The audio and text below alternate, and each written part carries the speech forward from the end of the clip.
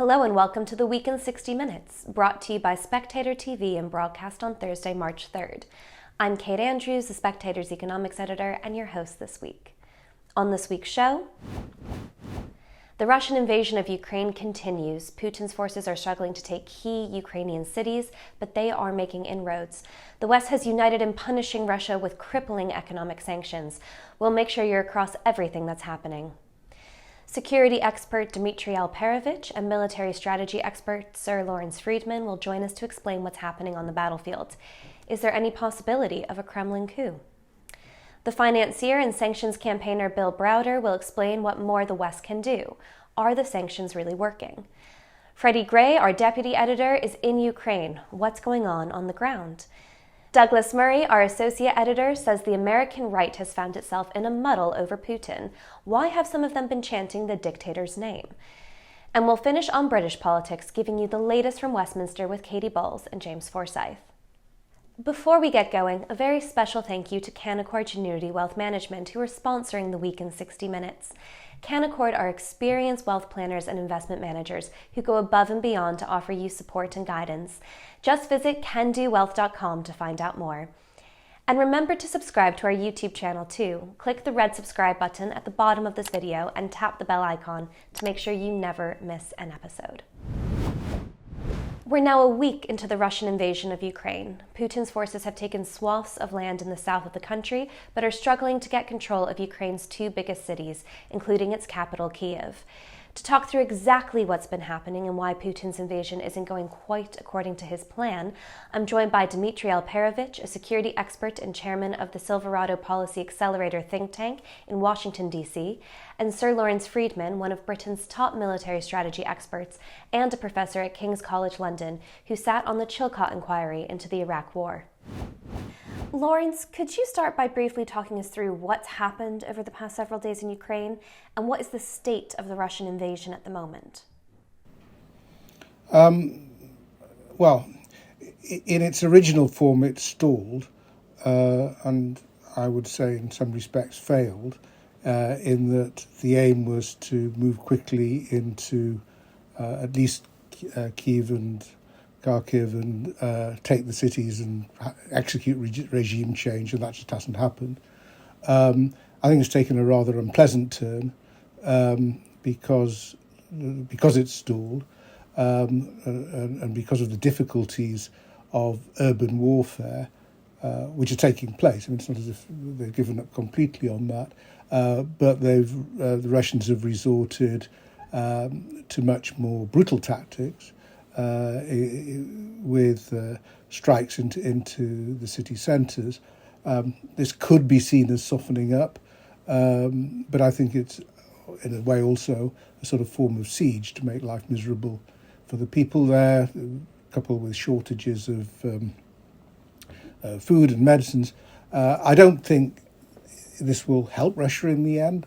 I think the most important thing that's happened over the last few days is the mobilization of Ukraine that made what to me always seemed likely a hopeless prospect for the Russians if they ever try to occupy and control Ukraine. But that's made it even harder, and so but it also means the war will go on longer. Dmitri, as Lawrence suggests there, the invasion isn't going according to Putin's plan. He's increasingly turning to more aggressive measures, dropping heavy artillery against citizen areas in major Ukrainian cities. What do you make of the change in his plans? Well, what was most puzzling is that in the initial 4 to 5 days of the conflict, they really did not fight like they trained to fight.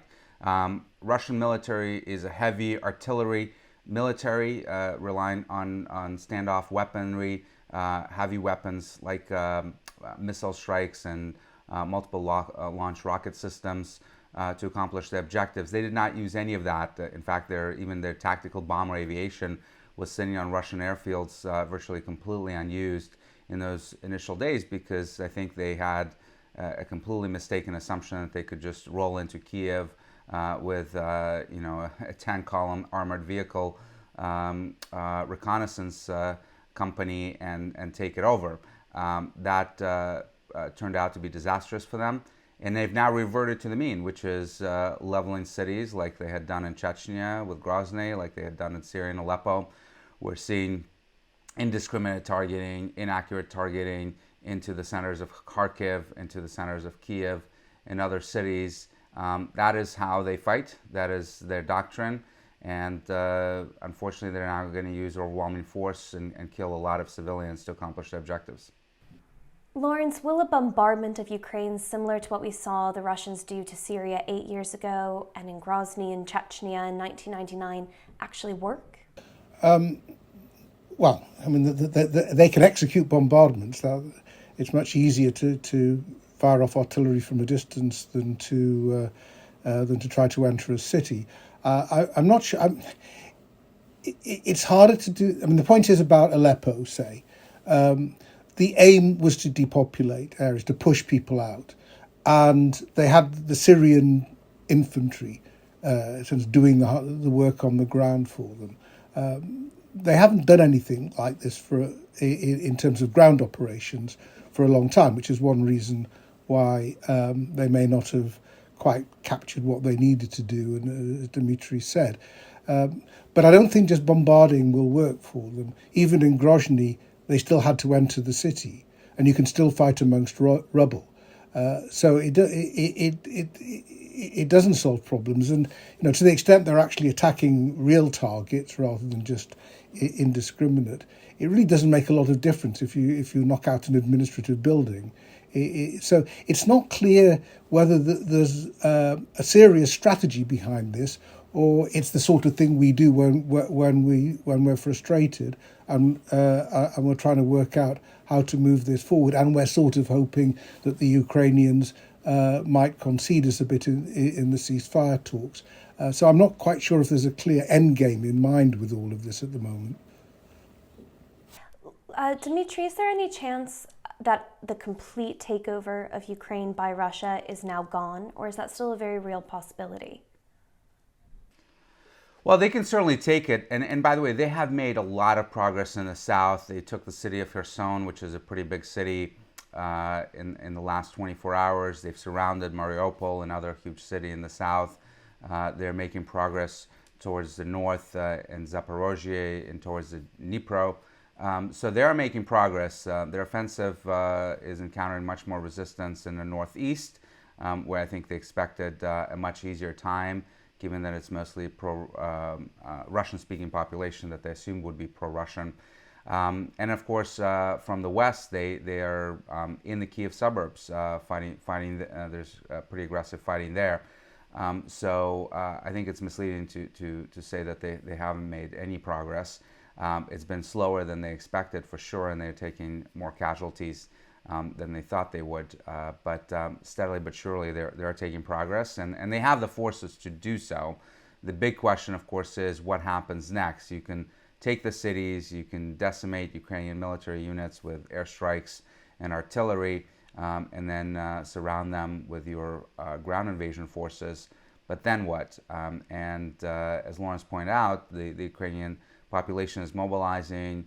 I know a lot of people that are sort of just regular people without any military backing that are going off to fight, kissing their kids for the last time, and getting a rifle to go fight the Russians. So this can turn into a very nasty insurgency for them. It seems like it already is. And holding the country afterwards, I think, is going to be an extraordinarily challenging for them. I mean, I'd go further. I think it's impossible. I just don't think they've got the numbers to hold a country. I mean, they're certainly making progress in the south, the forces coming in from Crimea, and they can push forward. But, this is a very large country, and you need, if you just think of the challenges that the Russians faced in Afghanistan, or even in Chechnya, that the Americans faced in Iraq and Afghanistan, if you have a serious insurgency, you need far more troops over a long period than they can really spare for this. So I think that in that sense, I think that they will fail. The question is, I suppose, what bargaining position they put themselves into, on the assumption that at some point there will have to be a negotiated conclusion. Lawrence, we saw reports in the Times this week that some 400 mercenaries on the orders of Moscow were sent into Kiev to hunt down Zelensky, the Ukrainian president. He has become a source of inspiration for the Ukrainian people and, frankly, for many people throughout the world. But will he have to decide whether or not to leave Kiev at some point soon? Well, the assumption to start with was, and the Americans were urging this, is he needed to move out quite sharply. Either go to Lviv or to form a government in exile even. And he made the decision to stay, which I think has turned out to be the right decision in terms of the resistance being posed by Ukraine. And it's interesting, the qualities of leadership that can be shown, especially by somebody who knows to find words and deliver them. I mean, it does really help being an actor in these circumstances. And the comparison with Putin, with his long tables and scared of human contact and sort of wooden and odd phrases is quite striking. But the issue could arise. I mean, the issue could certainly arise. And you presume they will have thought about that. But he's not the only one. There's quite a number of senior Ukrainian politicians holed up in Kiev. And at the moment they're saying they'll stay. Whether they'll see that if Russians genuinely are pouring into the centre, and there's a means of escape, we don't know. I think the worst thing would be for Zelensky to be captured by the Russians. I think that would be a very bad turn of events. And Dmitri, to what extent is this resistance making a big difference to the outcome of the invasion that we've seen so far? Well, I don't think, unfortunately, it will make much of a difference to the Russian taking critical objectives, like potentially taking Kiev. It will slow them down. It will cause them to take more casualties. Unfortunately, it will also make them to be much more brutal in their tactics. You have to appreciate the psychological element of this cannot be underestimated. Ukraine, and particularly eastern Ukraine and southern Ukraine, looks a lot like Russia. Lots of people speak Russian. If you see sort of a babushka on a street, it looks like the soldier's grandmother. So psychologically, I think it's been very difficult for the Russians to fight this war in the initial stages because they've not been prepared. In fact, it appears that most of the troops haven't even been told that they're going to invade Ukraine until the very last moment. There's been no realistic pretext. They don't understand why they're there and why they're shooting at people that look just like their family. However, I think that's starting to change now as they're taking severe casualties.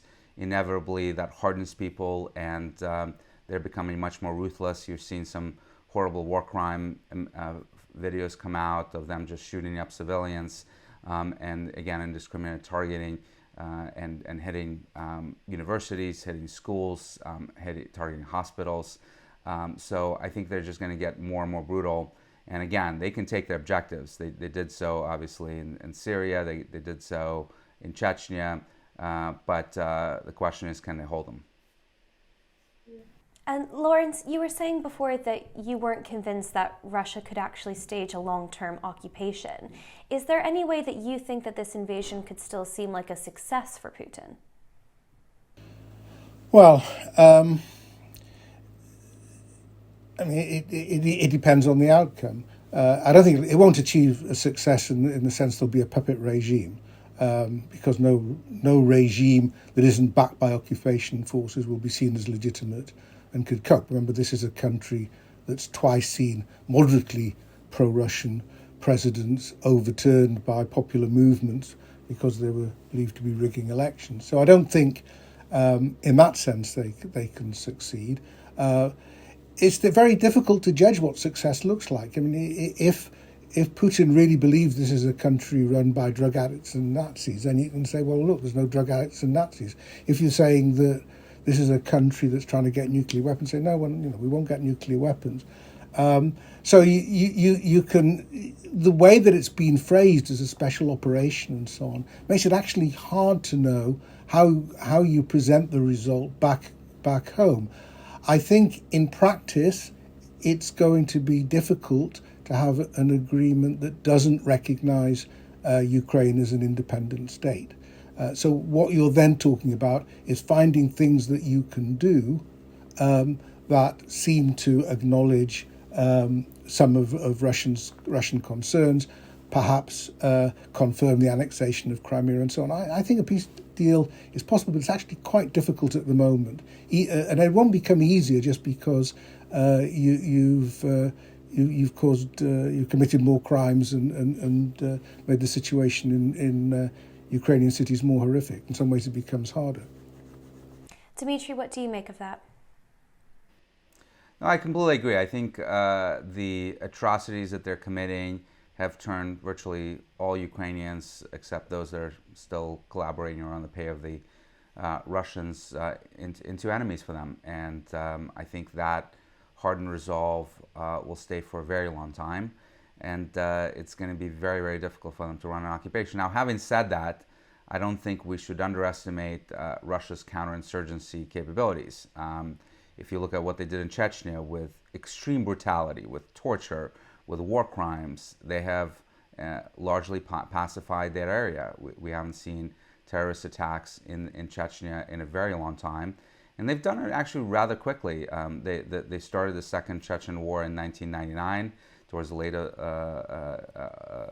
of the year, to the second part of the year, and largely completed their counterterrorism operations there by about 2004, 2005. So within 5 or 6 years, they've managed to pacify it. And there's just an incredible article that I read back in 2015 where the journalist was interviewing a Chechen jihadist in Istanbul who was on the way to Syria, that just highlights the Russian victories in Chechnya, because they were asking this person, why are you going to Syria to fight the Americans and Assad when you can be in Chechnya fighting the Russians? And he said, it's literally safer for me to be in Syria, because in Chechnya, you know, you're holed up in the mountains, you have to come down from the mountains into the villages to get supplies, and everyone has mobile phones. They'll immediately call the Russians on you, because they would fear that if they don't and the Russians ever find out, they'll massacre the whole village.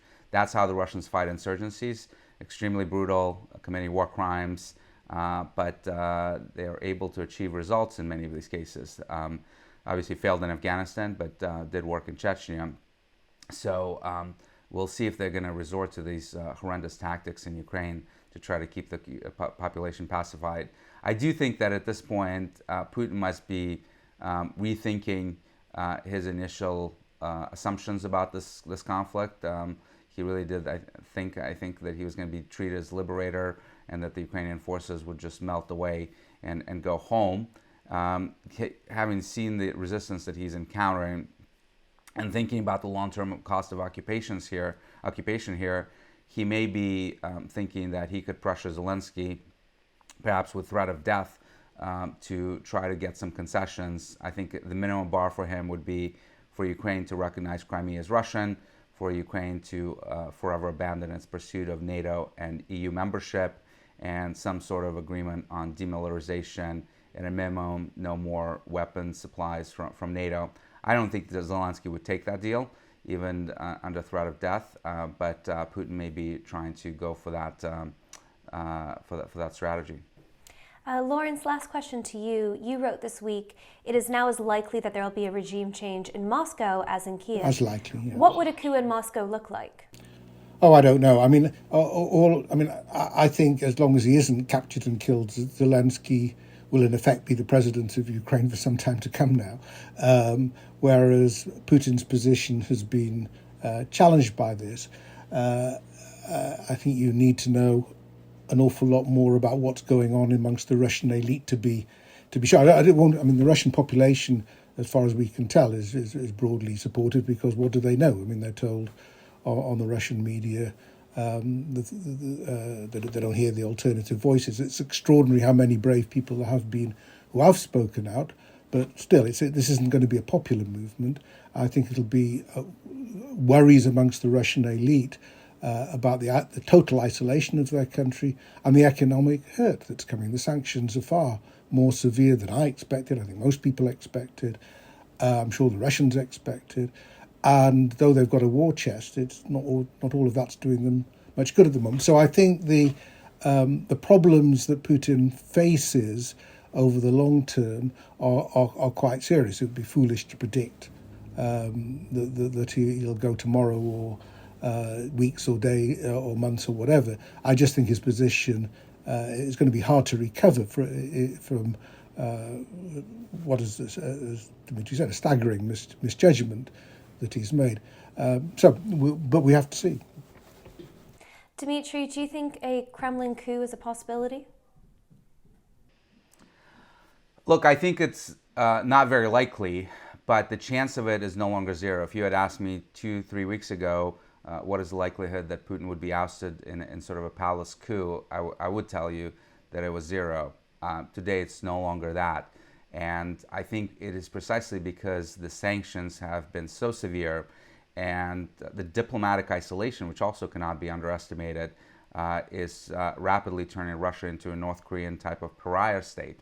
So when you look at the elites, particularly the military and intel services, people that have enriched themselves over decades, that have, through their families, bought properties and yachts and other luxuries in the West, and they're now realizing they're in danger of losing it all.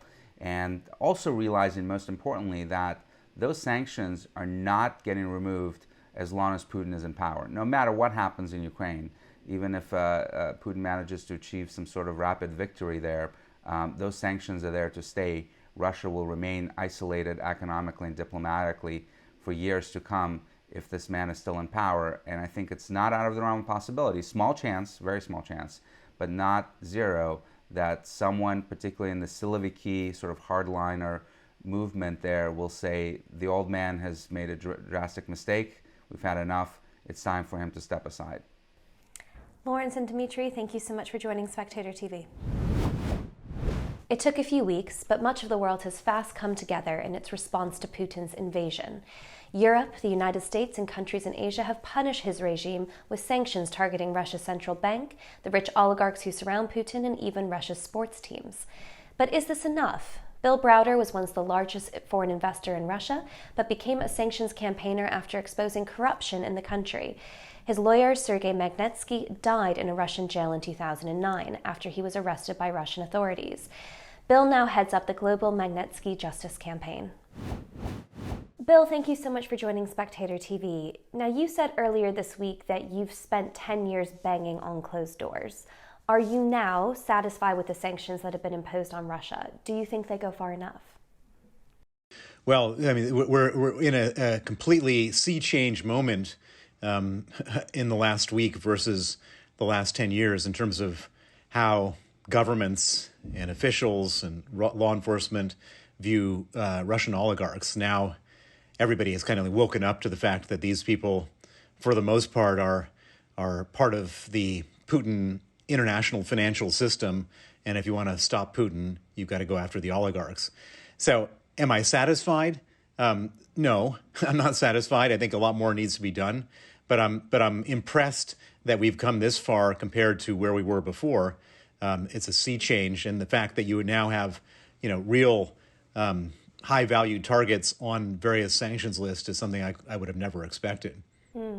Our Russia correspondent, Owen Matthews, has said that we should make sure that these sanctions target Kremlin insiders rather than ordinary Russian people. How punishing are the existing measures in terms of both groups?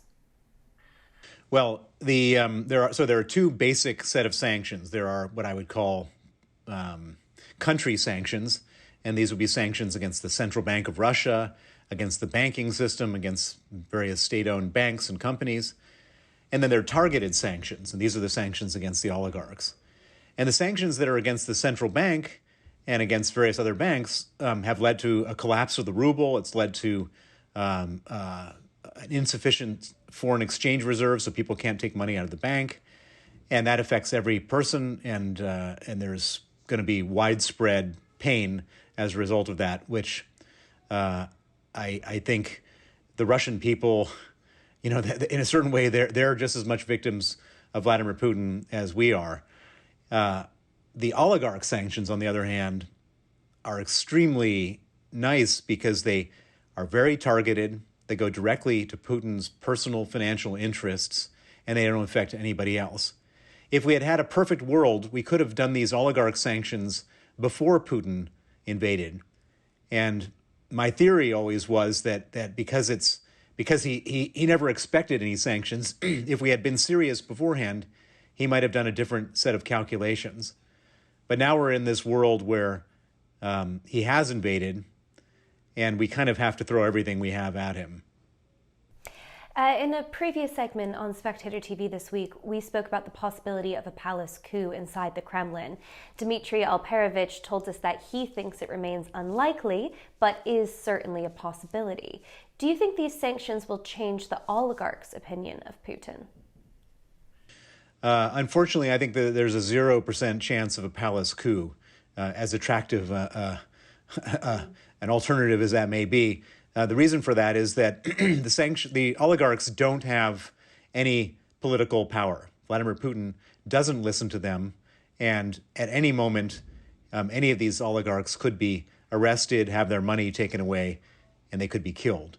And so they're there at the pleasure of Vladimir Putin and can be destroyed with one snap of the fingers. And so they're not going to do anything. They're scared. They're scared to death, literally scared to death. And it's just not going to happen.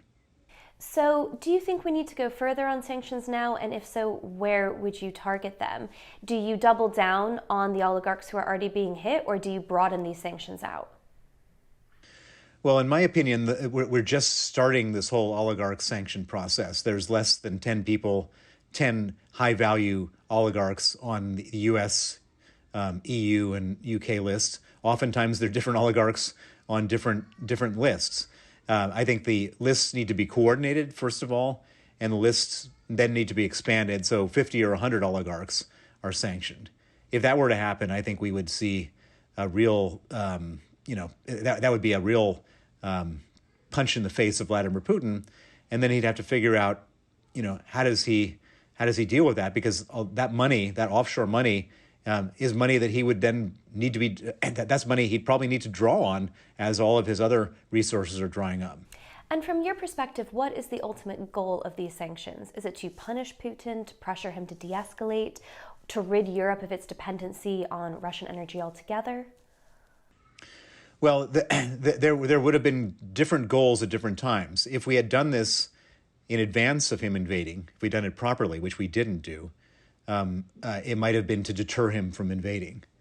Now that he has invaded, Vladimir Putin doesn't have a reverse gear, and therefore the purpose of these sanctions on a wide scale is to deplete his resources. By freezing the central bank reserves, he can't use those to fund his war. By sanctioning the oligarchs, he can't use that offshore money to fund his war.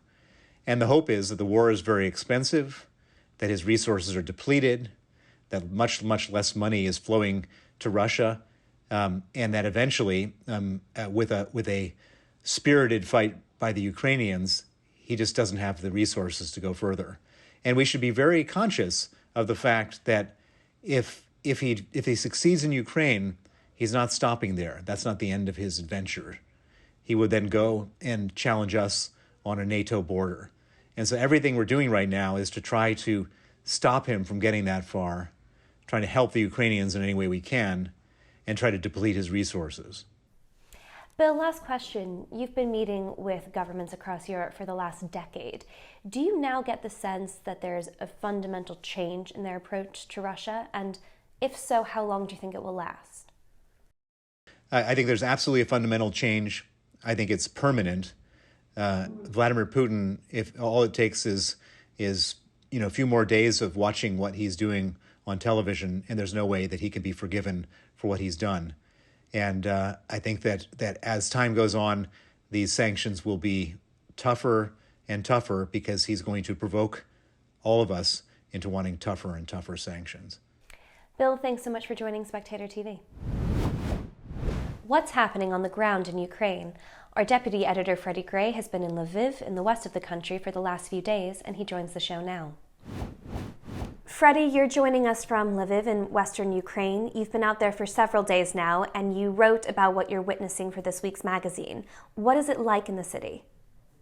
Well, it's very, very tense. The people are very tense, but it's not under any clear or obvious threat. There are air sirens that go off quite regularly, and you're sort of shepherded down to an air shelter. But I haven't heard any bombs or explosions. And I think the sort of general view is this is the last place that Putin will try to take on. It's a very Western city. The people here, I mean, Ukrainians will tell you everywhere that they are, that they are so patriotic, but also I think this is really a sort of capital of nationalism for Ukraine. In your piece for the magazine, Freddie, you write that you go into a hipster cafe and you meet somebody who's making Molotov cocktails. And when you ask if they work, they reply that they worked in 2014. Does this conflict feel new and surprising to the people that you're meeting? Or is there a sense that it wasn't so long ago that they were having to take similar action? No, there is. I mean, there were some military strikes, some strikes against military targets, I should say, against near Lviv very early on. I think the Russians tried to take out some places there quite successfully, I think. And there is no sense of, I mean, the people are not calm because a lot of them have come from Kiev. A lot of them are worried. People sort of cry when you talk to them. They're very emotional. They're very brave, as everyone says. That's very true. But they are also a lot of them are scared and emotional. So it's a very tense atmosphere. But there's no an indication of sort of in the UK, violence. almost all of the footage that we're seeing is of the Russian forces being beaten.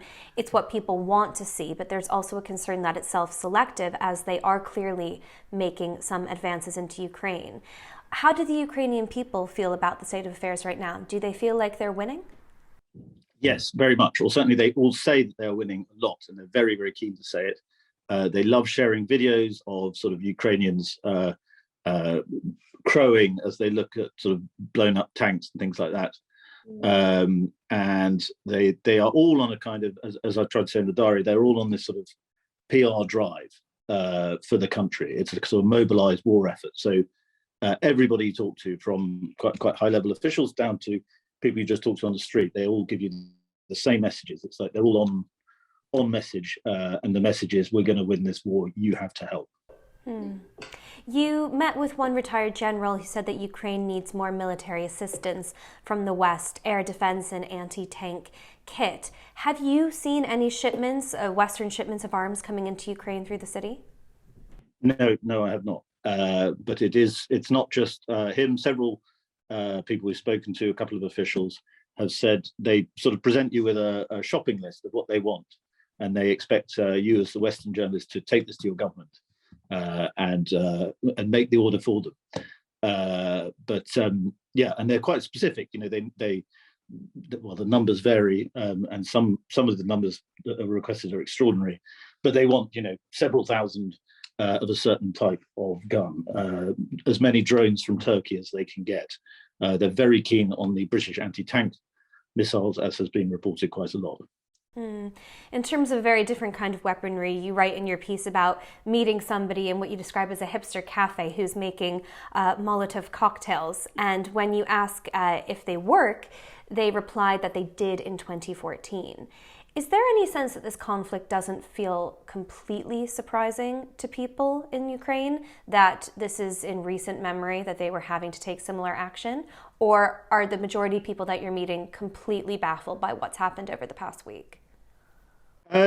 I think they're surprised, but Ukrainians are sort of famously fatalistic, and they are very aware of the Russian threat, particularly here. It was quite amusing at that hipster brewery because it was a sort of PR drive, really, and I think they maybe released it as a kind of press statement, as a sort of a PR stunt to say we're developing this beer, but we're actually going to make Molotov cocktails. I think not to say that they don't sincerely mean to do it as well, but they were hoping to get publicity for it. And then they kind of realized that was actually maybe a bit of a really stupid thing to do, because they could be a target now as a result. So they looked a little bit anxious, but they were. This is not to be cynical about them. One must try never to be cynical in these situations, because they are serious about what they want to do. And as I said to one of them, I said, "Do they work?" And I may have sounded a little skeptical by mistake, and he was very adamant that they do, and they had done in 2014.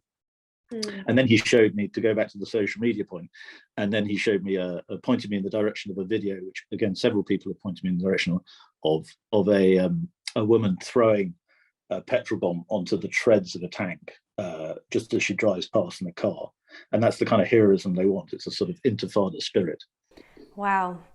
You say in your piece that support for President Zelensky is inspiring. He wasn't a particularly popular leader before this crisis. What are people in Lviv saying about him now? Well, they are. Some of them have sort of expressed surprise at how great he's been, and I think they are quite pleased at the international support that he's generating. One source said to me, the real clown is Poroshenko, the former president, who was a businessman, and of course Zelensky was a comedian before. So he's saying, it's Poroshenko that's the idiot that is the sort of fool now, because Poroshenko has been doing sort of publicity stunts with holding a rifle and swearing allegiance and that sort of stuff. Whereas the feeling is Zelensky is having a very, very good war. But as I say, you have to not take everything with a pinch of salt so much, but you have to be aware that these guys are sort of on a war footing. So they're not going to say anything that they think a Western journalist will construe as doubt or fear, or fear they don't mind listening to, but doubt or sort of, they don't want us to convey the wrong message. Freddy, I know you've also been to the border where you're witnessing people trying to pass from Ukraine into Poland. I imagine those are some very difficult, very upsetting scenes. It was a pretty depressing scene. Yes, there was kind of crossing over from Poland. There was this enormously long line of migrants, North African migrants, who apparently have come from the east of Ukraine. They got there pretty quickly, considering this was only day 3 or 4 of the conflict. And they were sort of standing around. They said they'd been there for days. And it was quite, funny and tragic at the same time. There was this chap just came up to me and said, is this Moldova? And he was pointing at the Polish border. And I had to tell him that no, it was Poland. But he didn't seem to mind that much. But he then just trotted back to his queue. And they all looked very bored and quite scared. Yeah. Freddy, last question. In your time in Lviv, what have you been most surprised by, or what have you been most surprised to see? I suppose I've been surprised by the passion. I mean, I always, one reads a lot about the passion, but because journalists tend to try and be cynical or whatever, you kind of think I must be hyped, but it's not. They're all very, very committed. And it's inspiring, but it's also pretty frightening, because you realize how serious they are about this and how serious this war could get very quickly. Freddy, thanks for taking the time. Stay safe. In his column for the magazine this week, Douglas Murray writes about the right-wing fringe who are supporting Vladimir Putin, saying he's an antidote to the West's woke culture. To explain, Douglas joins me now. Douglas, thanks so much for joining Spectator TV this week. You write in your column for the magazine that the fringes of the American right are getting Vladimir Putin all wrong. Can you explain? Yes, it's not just the American right. I say parts of the European right, and even perhaps you could say parts of the British right, have for years taken a sort of contrarian view about Putin. For years the Cold Warriors and their descendants thought one thing, which was, Putin was an aggressor, he was a strategic threat, and that Russia under him was going to remain some kind of challenge to the West. But all the time a new generation was coming along, and I don't just mean age-wise. I mean, inevitably a generation that grew up after the Cold War might be more susceptible to this view, but older people as well took a different view, which was, among other things, that Vladimir Putin presented a sort of counterweight or a counterbalance to some of the worst madnesses in our own society. I give examples in the piece, not least from some American congresswomen, which is perhaps most alarming, but others as well, who sort of said things like, well, there was a guest on Steve Bannon's podcast recently who said, well, in Russia they don't have any problem knowing which bathroom to use.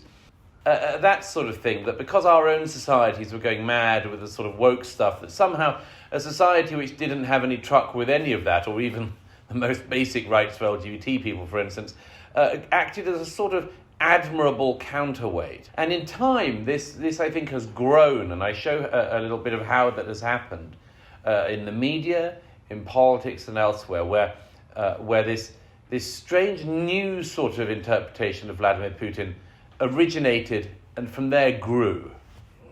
And Douglas, to flag up some other examples in your column, this was very obvious at the far-right America First Political Action Conference last month, where attendees were actually chanting, Putin, Putin, Putin. How did any part of the American right get to that state?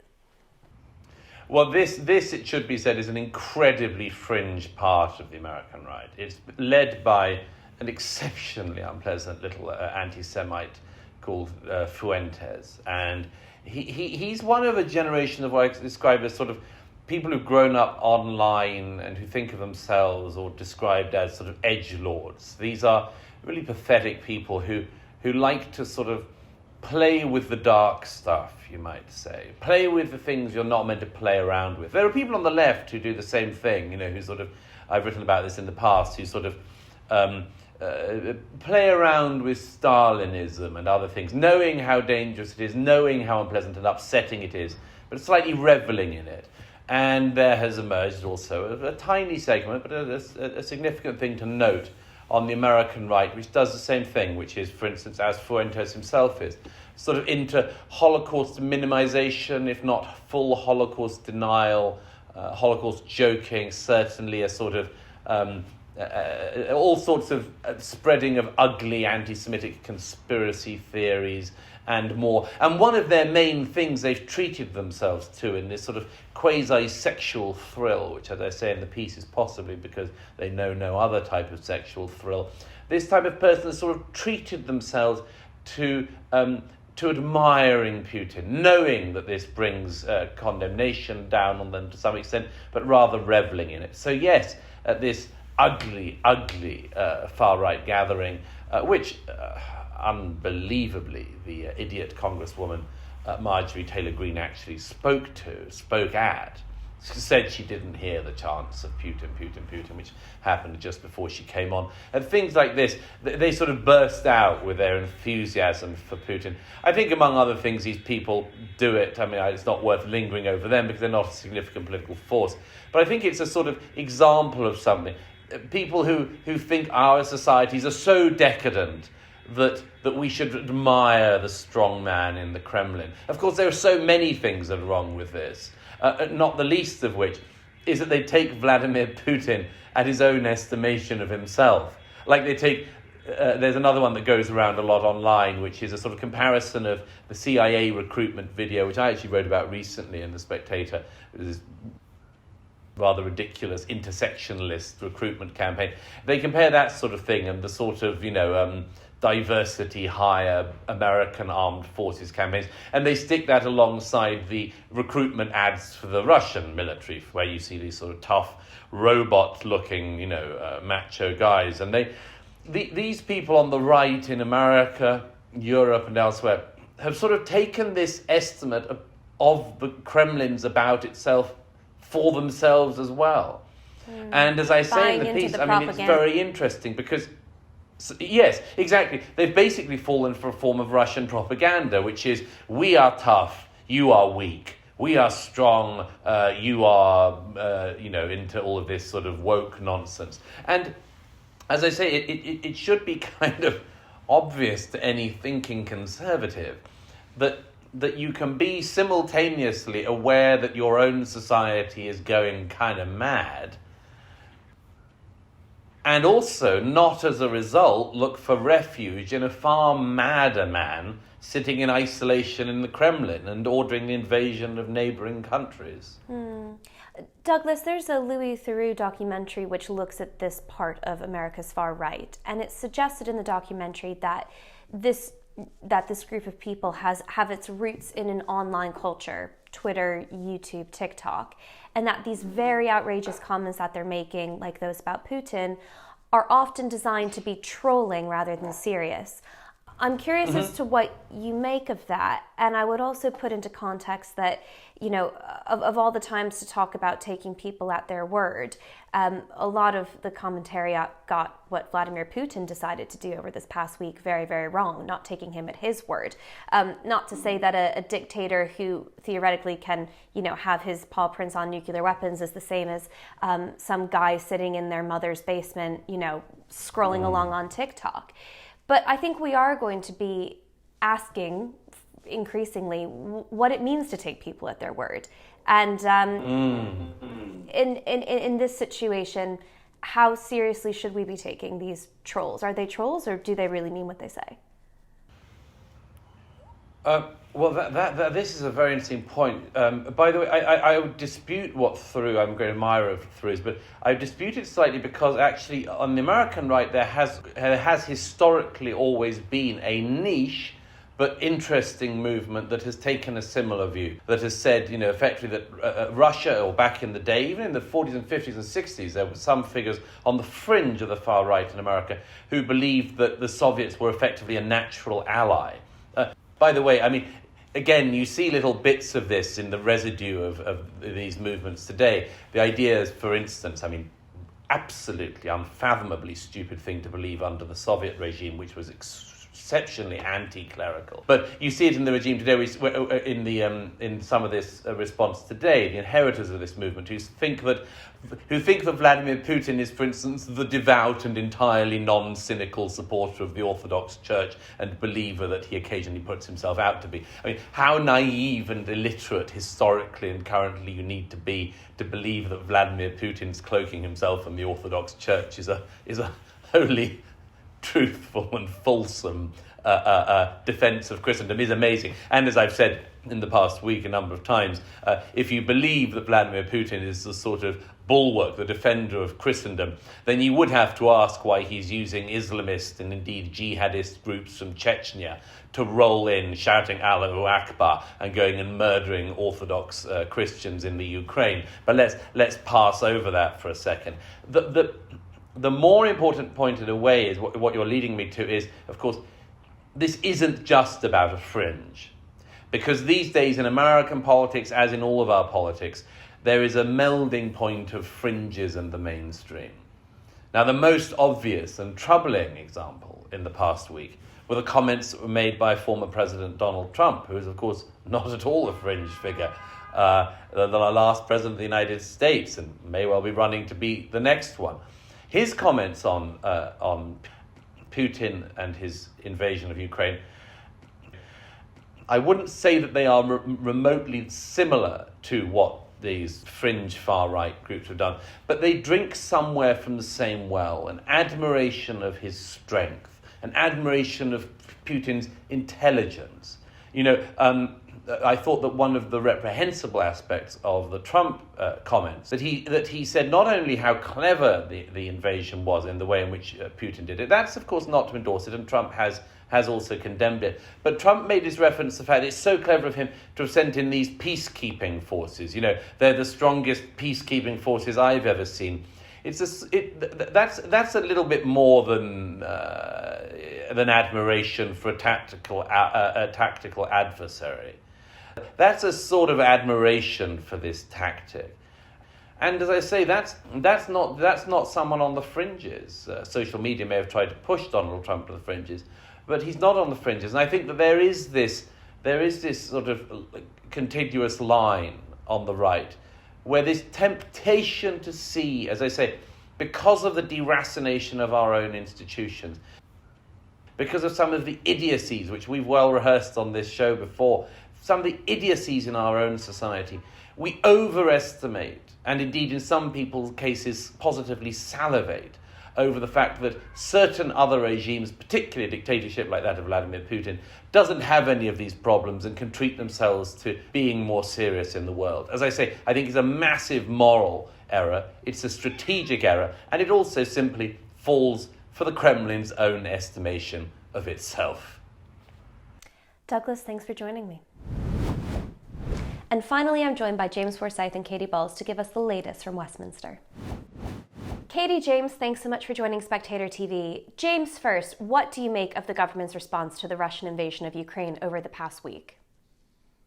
I think a lot of the strategic decisions that the UK took have been vindicated by events. I think one of the reasons why the Russian advance on Ukraine has slowed is in part because of the UK's decision to send lethal aid to the Ukrainian forces before this conflict began. It is remarkable to think that 6 weeks ago, London didn't even dare ask Berlin, for fear of refusal, whether it could fly weapons to Kiev over German airspace. Yet you now see 20 countries, including Germany itself, sending lethal aid to the Ukrainians. There is a question of how much more benefit that would have happened if that aid had been sent before the conflict began.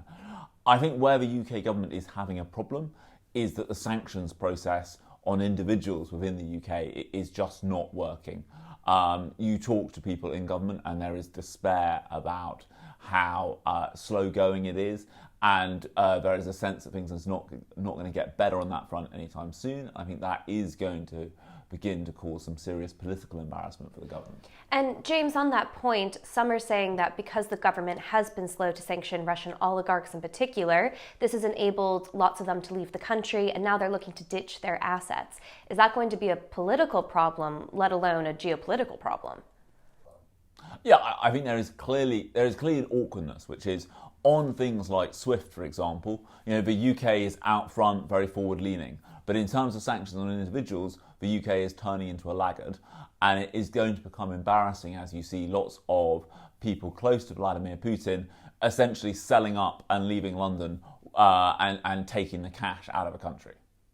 Katy, it was maybe a month ago that Boris Johnson's premiership looked like it was in a perilous position. Now we'd assume it's not, at least not immediately. What is the mood amongst those who wanted to see Boris Johnson go? Have they had a change of heart? I think there is a clear sense that now is not the time. I've spoken to various MPs who are considering putting letters in, some who had, and I think there is actually unity on the point that no one really, I'm yet to speak to anyone in the Tory party who thinks that now is the time for a leadership contest or even to push towards a confidence vote. I think even perhaps if you were to have the police announce a fixed penalty notice for the Prime Minister in the coming days, I would now be sceptical that would lead to a confidence vote. I don't think it means that Boris Johnson's position is rosy. I mean, I think that's in a way we're in a very sombre time if you think about the situation in Ukraine, Russia's invasion. But I think that for the next, few months, this is just not something which is at the top of people's minds, and instead there is a sense that it's a very grave situation, and the best thing that you can have is unity in the Tory party, and also I think a sense of unity across the House. You saw it when David Lammy, the Shadow Foreign Secretary, was speaking this week. He said, that Putin must also deal with a United Kingdom, and I think that you're seeing fewer partisan attacks between the sides. I think during the pandemic, you often heard both Labour and the Tories saying they weren't going to have partisan attacks, and then they would actually just do that. Whereas I think in this situation, there is a more realistic prospect of that. James, something that may be on voters' minds, however, is the growing cost of living crisis, which was set to be bad before the sanctions hit, but now with the sanctions, especially on energy, could really see bills going through the roof. How serious is that effect going to be, and has the government done enough to prepare people for what they're about to experience? I think it is going to be very serious, and I don't think the government has done enough. In his speech in Poland this week, Boris Johnson had a line talking about how dealing with this crisis was going to, and the sanctions on Russia were going to impose costs at home as well, and that energy bills would go up. But I think he needs to address people more directly on this point. I'm very struck by the fact that both Joe Biden and Emmanuel Macron have used their addresses to their voters to speak directly about this point. I think Boris Johnson needs to get people ready for the fact that energy prices and food prices are going to go up because of this conflict. And Katy, last question to you. If we are looking at a very serious cost of living crisis, how is Boris Johnson ever going to deliver on his levelling up agenda and the other promises that he made when he went into number 10? In the medium to long term, it still feels as if the Conservative Party's prospects are a lot worse than they were a few months ago. Yeah, there's lots of big questions, I think, that have been raised by the escalating situation in Ukraine. We've already seen, for example, and James is talking about this big shift across Europe. So the Germans increasing defence spending. And I think it's quite clear there's going to be a push for the UK to expand its defence budget going forward. You also, as you say, have a situation where cost of living is going to get worse. Even worse, I think, than the predictions that we had pre-Ukraine and the Russian invasion. And inflation could even potentially hit double figures. So you put all these things together, that's not an easy situation for any governing party to be in. It makes things like levelling up harder. But I also think this goes back to James's point, which is effectively, if you have a situation where the Prime Minister is able to level with the public and actually not really present this as a choice, so that there is no choice here, it's this or actually allowing Russia to keep going, where will that ever end? You will bring people inside, but it's going to be tough. And if I were the Tories, you'd want to almost bring Labour in on some of these points. Given there is currently unity in the House of Commons, broadly speaking, on Ukraine and Russia, I think that if Boris Johnson starts to talk about rising prices, well, Keir Starmer, if he's really going to say he supports us, needs to come in behind him. And I think now would be the time to start doing that. James and Katie, thanks for joining me. And that's it for this week. Once again, we're delighted that Canaccord Genuity Wealth Management is sponsoring the week in 60 minutes. Canaccord will provide the expertise you need to build your wealth with confidence. You can visit candowealth.com to find out more. And if you've enjoyed this episode, don't forget to subscribe to the Spectator's YouTube channel. Just click on the subscribe button at the bottom of this video and tap the bell icon to make sure you never miss an episode. Thanks for watching, and do join us again next week.